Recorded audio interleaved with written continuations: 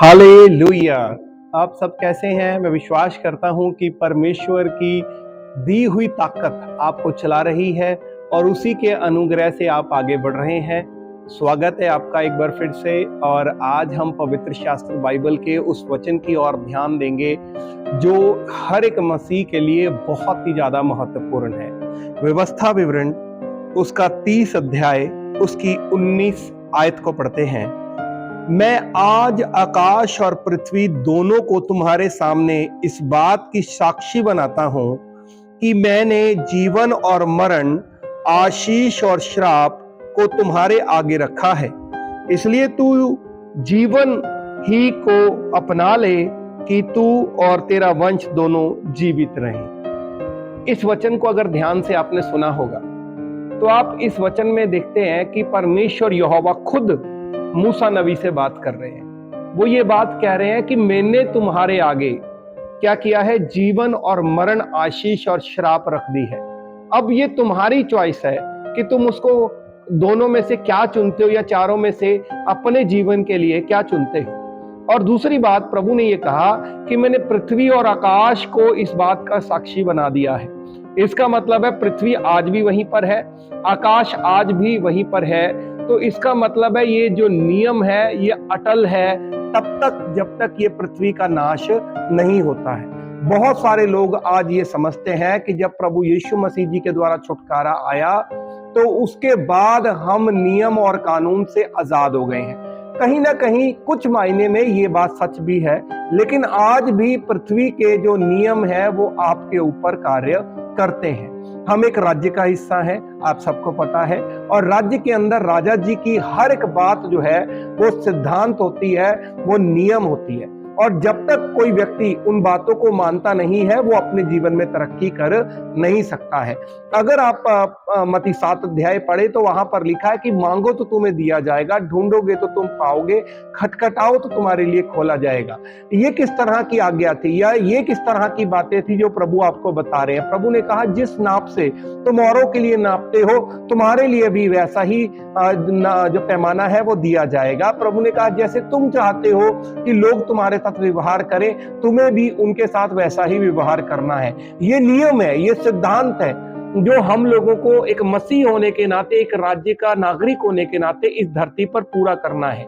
क्योंकि मिशन स्वर्ग जाना बाद में है, लेकिन धरती को स्वर्ग बनाना पहले है।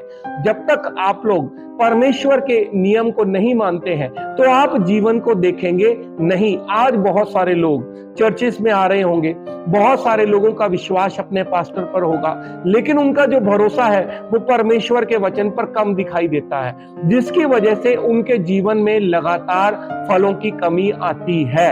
अगर आप परमेश्वर के वचनों को यानी उनके नियमों को मानते हैं, आप यकीन कीजिए आप अलग लेवल के होंगे। क्योंकि मसीह लाइफ का मतलब एक डिसिप्लिन लाइफ है, एक सिद्धांतिक लाइफ है, जिसमें हम परमेश्वर की इच्छा को पूरा करते हैं और परमेश्वर की इच्छा के अनुसार अपने जीवन को बिताते हैं। जो जो पवित्र शास्त्र बाइबल में जो जो राजा जी ने कहा, अगर आप उसको मानते हैं तो आप यकीन कीजिए आप उन तमाम आशीषों को अपने जीवन में देखेंगे जो अभी तक आपसे दूर नजर आती हैं। विश्वास कीजिए परमेश्वर ने आपके आगे आशीष और श्राप धरे हैं। आपकी इच्छा है, आप जो चुनना चाहते हैं चुन लीजिए। आप जो अपने जीवन के साथ करना चाहते हैं वो कर लीजिए। मेरे मेंटर कहा करते थे कि आज हमें ऐसा कोई काम नहीं करना है जिसकी वजह से आने वाले समय में हमें पछताना पड़े। तो अगर आज हम अपने उन सिद्धांतों को, परमेश्वर के उन सिद्धांतों को अपने जीवन में लागू करते हैं तो आप यकीन कीजिए आपका आने वाला समय भी ब्राइट होगा। चाहे दुनिया किसी भी तरीके से नाश हो रही हो, लेकिन परमेश्वर आपके साथ बने रहेंगे।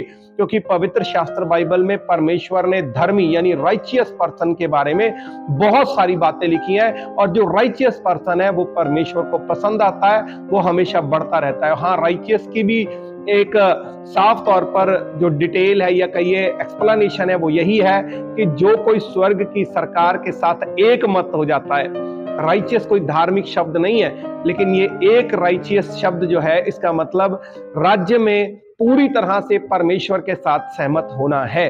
अगर आज आप इस बात को सुन रहे हैं तो अपने जीवन में उन नियमों को लागू करें जो पवित्र शास्त्र बाइबल में प्रभु यीशु मसीह जी ने हमें करने को कहा है, क्योंकि राजा जी की आज्ञा सर्वप्रिय है और राजा जी के बिना इस धरती पर कुछ नहीं होता है। क्यों ना हम अपनी आंखों को बंद करें और प्रार्थना करें कि परमेश्वर हमारी सहायता करे, ताकि इन नियमों को हम अपने जीवन में मानकर आगे बढ़ सकें। स्वर्गीय पिता परमेश्वर, आपने भी जब अपने बेटे को इस धरती पर भेजा तो उन्होंने भी आज्ञा को मानना सीखा, ये लिखा है।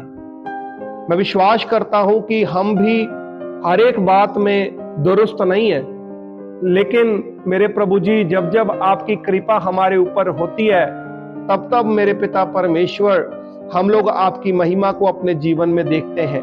आज बहुत सारे लोग आशीषों से इसलिए वंचित हैं क्योंकि वो आपके नियम को, कानून को मानते नहीं हैं।